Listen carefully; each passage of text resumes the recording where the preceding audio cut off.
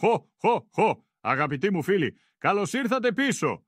Ο Άγιος Βασίλης είναι εδώ, όχι για να φέρει δώρα κάτω από το δέντρο, αυτό κάνω τα Χριστούγεννα, αλλά για να αποκαλύψει ένα μικρό μυστικό του κήπου μου. Έναν ιδιαίτερο κήπο, φτιαγμένο από νερό και θαύμα, το βασίλειο των ανθεκτικών νούφαρων.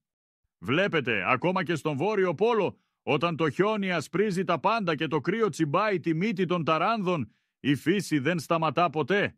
Απλώς ξεκουράζεται και οι φίλοι μου τα ανθεκτικά νούφαρα είναι πραγματικοί δάσκαλοι σε αυτό. Τώρα, ξέρω ότι εσείς οι μεγάλοι είστε πάντα γεμάτοι έγνοιες και ίσως αναρωτιέστε, φτωχά νούφαρα, τι θα κάνουν σε όλο αυτό το κρύο, να τα φέρω μέσα, να τα σκεπάσεις με μια μάλινη κουβέρτα.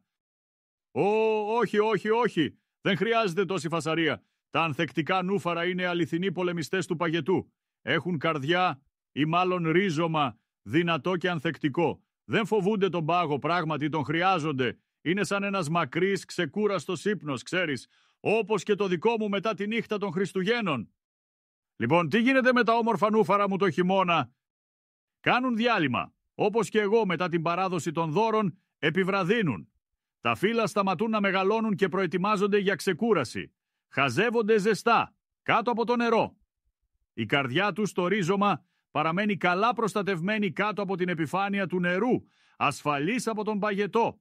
Μερικά φύλλα μπορεί να μείνουν, αλλά μην ανησυχείτε αν φαίνονται λίγο λυπημένα. Απλώς ονειρεύονται την άνοιξη. Περιμένουν τον ήλιο που ζεσταίνει. Υπομονετικά, περιμένουν τον ήλιο να ζεστάνει ξανά το νερό για να ξυπνήσουν και να ανθίσουν ξανά. Πιο όμορφα από ποτέ.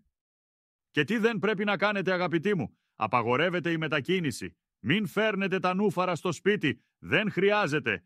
Είναι πολύ χαρούμενοι στη λίμνη τους, ακόμα και κάτω από το χιόνι. Χωρίς κουβέρτες. Μην βάζετε σεντόνια ή προστατευτικά. Ο πάγος που σχηματίζεται στην επιφάνεια δεν τους ενοχλεί καθόλου. Μάλιστα τα προστατεύει από απότομες αλλαγές θερμοκρασίας. Μην ανησυχείτε για τα μπουμπούκια. Μερικές φορές μερικά μπουμπούκια παραμένουν κάτω από το νερό κατά τη διάρκεια του χειμώνα. Μπορεί επίσης να ανθίσουν στις αρχές της άνοιξης, αλλά θα είναι μια ντροπαλή άνθηση. Δεν έχει σημασία. Το πραγματικό φεστιβάλ λουλουδιών θα φτάσει με τη ζεστή εποχή. Μια μικρή συμβουλή από τον Άγιο Βασίλη για όταν ο ήλιος ξαναγυρίζει. Αν δείτε ότι τα νούφαρά σας έχουν γίνει λίγο υπερπληθυσμένα, πολλά φύλλα και λίγα λουλούδια, τότε όταν οι θερμοκρασίες γίνουν ήπιες, μπορείτε να τα τακτοποιήσετε λίγο. Πώς? Βγάλτε τη γλάστρα. Βγάλτε απαλά το δοχείο όπου έχουν φυτευτεί τα νούφαρα. Κάντε λίγο καθάρισμα. Αφαιρέστε τις παλιές ρίζες και τα περιττά ριζώματα, όπως ακριβώς κάνετε με τα οποροφόρα δέντρα. Αφήστε μόνο τα νεότερα και πιο δυνατά μέρη. Τοποθετήστε τα πίσω. Φυτέψτε ξανά τα νούφαρα στη λίμνη ή το δοχείο τους με φρέσκο χώμα για υδρόβια φυτά. Θα δείτε, αυτή η μικρή παρέμβαση θα τα κάνει να γίνουν ακόμα πιο δυνατά και γεμάτα λουλούδια.